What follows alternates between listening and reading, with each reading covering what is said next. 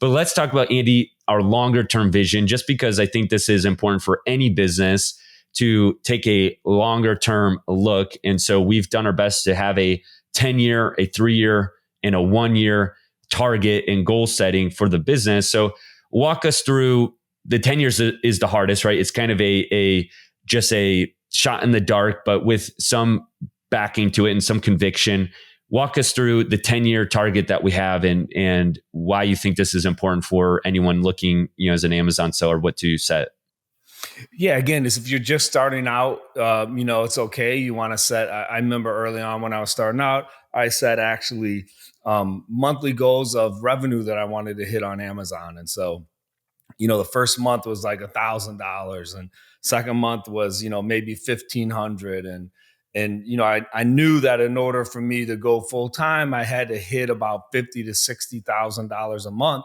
And so I set that, as like my 18-month goal. This is when I was part-time. And, having that there, just like, most folks that are listening to this, you've probably heard it before. If you don't have a target, right, you're not going to hit it. So you got to set those goals. And for us, there's a number of things that we realized to reach our 10-year goal of $200 million in sales, that there are a number of things that we have to put in place to be able to hit that. And so, Nate, I don't know, if maybe share a few of those things that we're going to have to, put in place.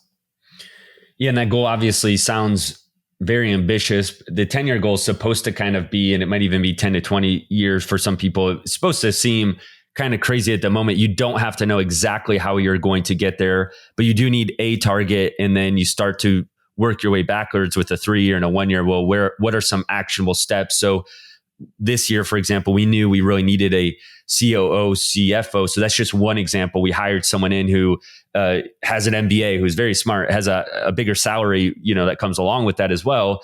But that was an actionable step towards this 10-year target. Other things we're going to need to do is probably acquire some companies. So Andy, maybe you can talk about that. We're actually in the process just this week of buying a business. So instead of just starting Amazon brands from scratch, one way to accelerate the growth for us to hit our target would be to buy an existing business. So maybe just walk through that in, towards that tenure. Yeah. So if you follow Warren Buffett at all, you know that this is how he really crushes it. He purchases companies. He likes companies, that have good, whatever he's looking for with his financial metrics. And right now, because the economy, right, is definitely a little slower than what it was roaring for 10 years straight. So there is opportunity out there to purchase brands that may be struggling, or for whatever reason, the owner wants to let them go.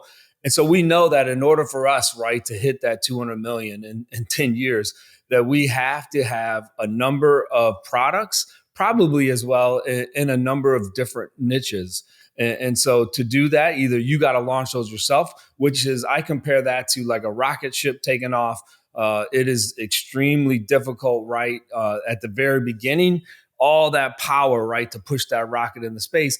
That is kind of like when you're launching products or you're building a brand. The other way, though, is to acquire brands that maybe are distressed, where you see they have potential and they have momentum going already. So you just have to come in with your team, right, and kind of shore it up and then create another vision or another path, right, for that brand that's already existing. And so we're in the process of that right now, which is exciting because this will be really our first brand acquisition. But I think it's going to be able to immediately start to impact, right, our bottom line and gross revenue as well as net profit.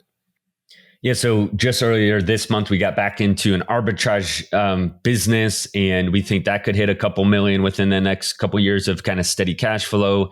We just had an LOI get accepted. So that just means a letter of intent purchase offer accepted this past week for a brand that we think could do a couple million. So these are just small building blocks towards what we think could get in 10 years, a portfolio of brands to 200 million. So that's the really long term.